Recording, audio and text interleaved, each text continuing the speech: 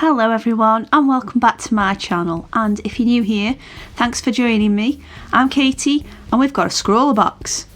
This month's featured artist is Angelica Schult, and I absolutely love the print that came with it. But let's get on to the ingredients of the box, shall we? So we have 3 watercolour pencils, 2 watercolour pens, a paintbrush, a regular HB pencil, a watercolour pad, a banana toffee, a sticker, and we've got a magazine. This is new. I quite like the little magazine edition here. It's not too much, it's not what the box is about, but it's just enough. And it also features people's submissions from the scrawler stuff, so maybe I should start putting it on Instagram. Anyway, let's get these swatched out, shall we? So the HB pencil is a Derwent sketching pencil, and that's in HB, and yeah, it's a pencil. The coloured pencils we've got are the Faber-Castell Albrecht Dürer watercolour pencil. We're just going to say the Faber-Castell watercolour pencils because that's just easier. And we have those in 3 colours. We have them in a green, a red and a brown. For a watercolour pencil, they actually go on the paper nice and creamily, which is good to know. They kind of blend okay, but they are a watercolour pencil, so I'm guessing you tend to blend them with the water. We've also got 2 Faber-Castell, again I can't pronounce it, but it's watercolour markers, and we have those in a blue and a yellow, and yeah, they're nice juicy markers. They're obviously going to be water based, and they do what they do. I find blending them, again, is probably better to do with a paintbrush, and they activate really nicely, really well, and they blend together lovely. I mean, look at that green there. The coloured watercolour pencils as well also activate, and that is on different levels of pressure that I put on there. That comes through with diluting them, which I'm quite pleased about. And yeah, I also need to note as well, in this month's box, SCRAWLRBOX has included a watercolor paper pad, and that's 300 GSM cold press. And this is what I want, SCRAWLRBOX, a bit of paper to work on. This is what we want. This is what I've been asking for ages, so we can get a bit more longevity out of the material. So thumbs up to you there, SCRAWLRBOX. So this month's prompt for the box is Daydream, and I'm not going to lie to you, I drew and redrew and drew and drew so many times on this one sheet, rubbed it out, and then went back in again, and finally settled on this character sitting in the clouds, daydreaming. I'm not really sure why I had so much difficulty drawing it out.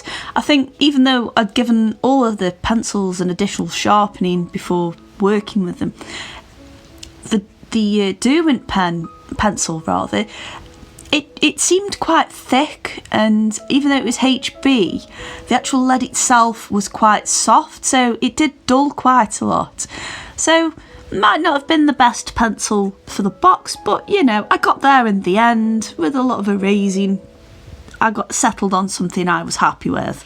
But boy, I am not joking, it took me absolutely ages to draw out. I think maybe because I'm doing Mermaid at the moment, which you should also check out. I don't know, I'm not going to say I've got artist's block, because I haven't, but I think I might just be a bit fried. Does that make any sense? But anyway, I did persevere. I got some masking tape around the edges and just took away just enough lead off the paper so I could add the watercolours.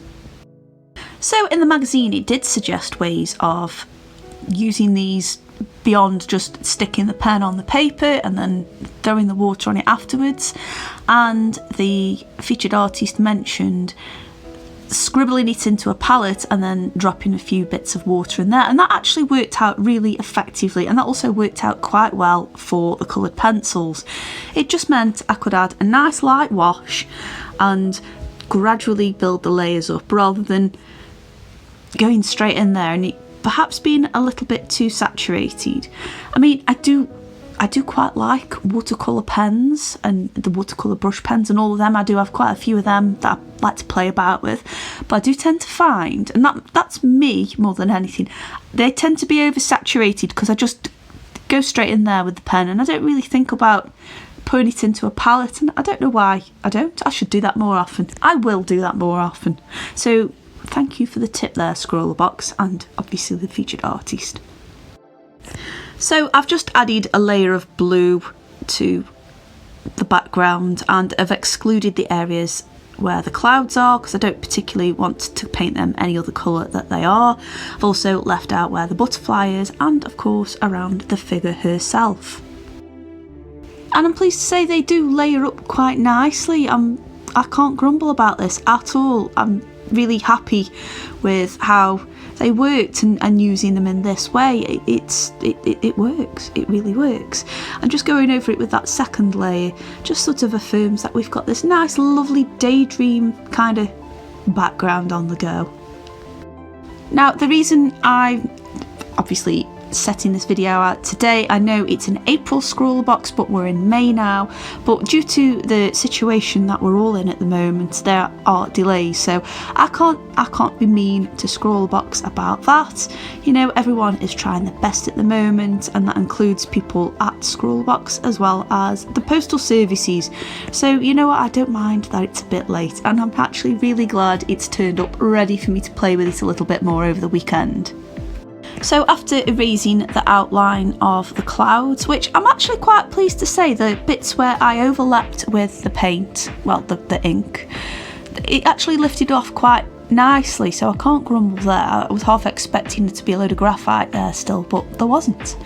But anyway, now I've done that, I'm just adding in some more outlines and a better definition with the coloured pencils, because I am going to do that thing I always do where I draw on the paper first and then activate it with the water. But that's what I want to do here at the moment. I just want to make sure that the lines are well defined, or as defined as I can get them, before I go in there with further washes.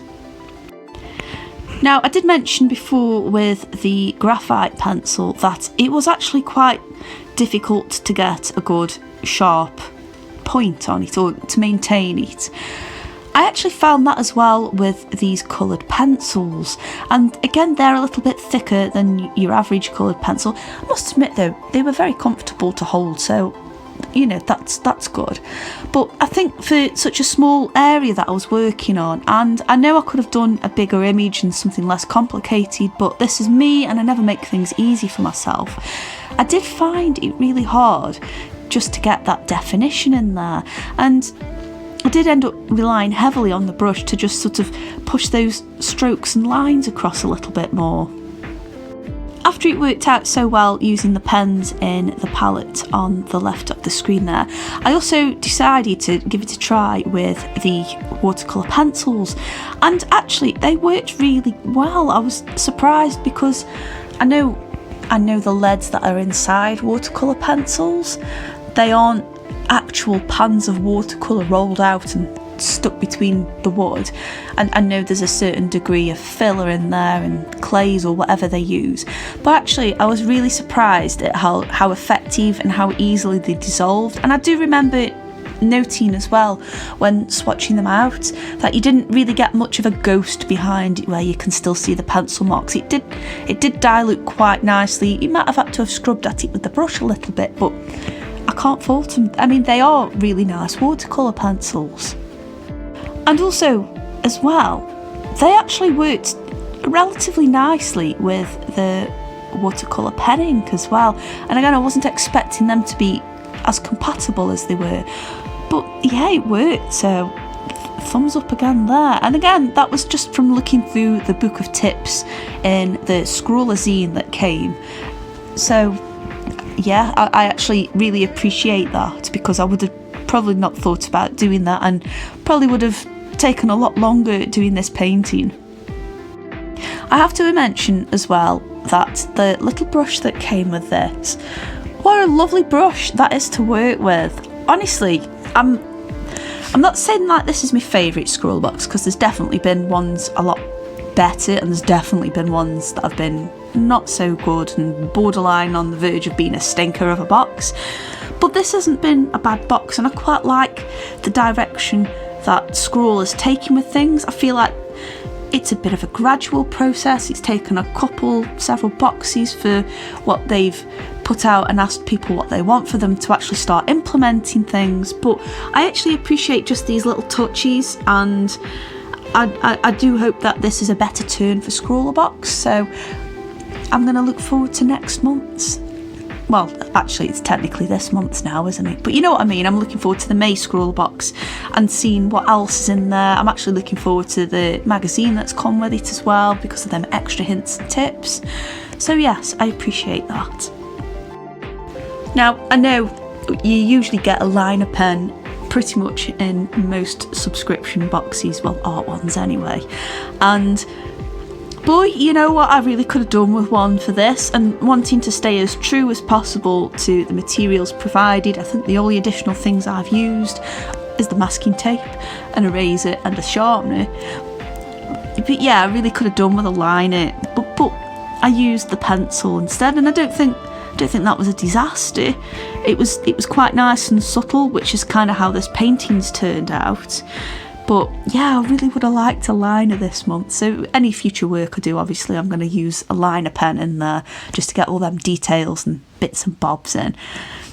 But yeah, even with the pencil, it kind of turned out okay. Now, one thing I will note about using the watercolor pencils in the pan is, I don't know if it's perhaps over diluting them, but they did seem a little bit chalky, and that's not how they were if you use them directly on paper. But using them as a paint, they were just a tiny little bit on the chalky side, and they diluted beautifully and they applied really nicely. But when they dried, I don't know, they dried a little lighter than what they went down. But that's okay. I'm just kind of letting you guys know what I thought here. Now I'm just adding a little bit of shadow on these clouds, because as much as I like the aesthetic of them being nice and flat, I think she would have looked a little bit odd if she wasn't sitting in this lovely cushiony cloud. And that again was just by mixing the blue with other colours on there. So it still maintained some of the blue from its surroundings, but added a bit of depth. And then for the final touch, I drew around the outside of the butterfly and then did a dashed line little trail as if it's just floating on by while she's daydreaming. And we're all done. Now, I'm not going to lie, I quite enjoyed this box. Are there materials that I'd go for normally? Well, with the watercolour pens, yes. Maybe not so much with the watercolour pencils, because I personally think I've got enough anyway, and my absolute favourite are the Do and Inktense. But other than that, yeah, I would think this was a good box. I'm not going to grumble. I just want to say a massive thank you for watching, and if you've enjoyed this video, why not give me a thumbs up? If you haven't already, why not hit that subscribe button as well and help my channel grow? And I'm obviously going to see you tomorrow for another mermaid. So see you tomorrow, guys. Bye.